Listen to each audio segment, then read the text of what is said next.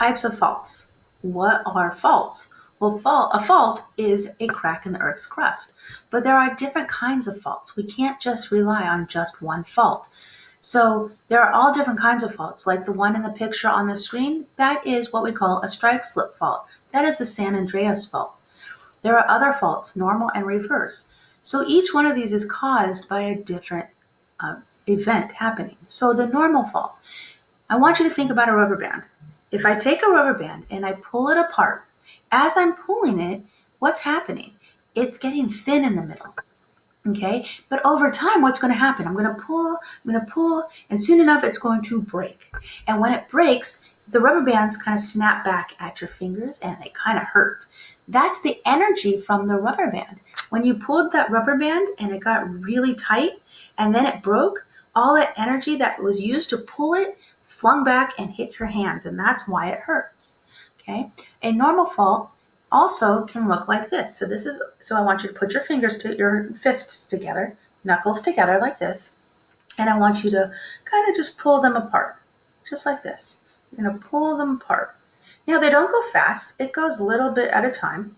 Okay, so over time it's not going to happen really fast, but over time you're going to end up with a big gap like this. And then when you may end up with a big gap, up inside becomes land. The magma underneath is all of a sudden exposed, and now you have, it cools down, and now you have new land.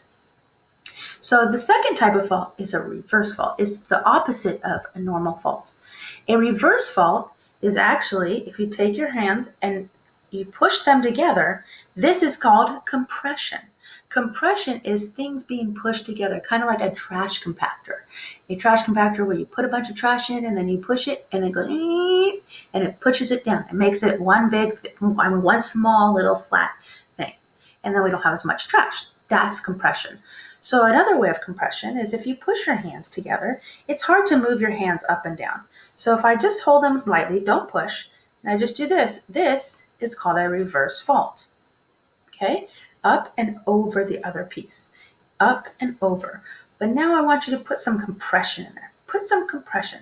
Push, push, push, and then try to go up. What's going to happen? Little by little, and then it moves. And when it moves like that, up and over, that's an earthquake. Okay? So push, push, push, and up and over. That's an earthquake. These are usually the most severe earthquakes. The third one is a strike slip fault.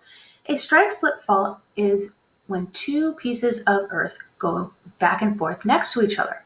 So what they're like is if you take your fists again, put your knuckles together. If I try to do this, it's kind of bumpy, it kind of hurts, okay?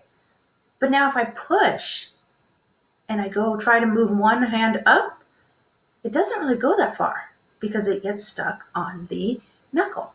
So that's what happens with rocks. It gets stuck. Sooner or later, it's going to slip.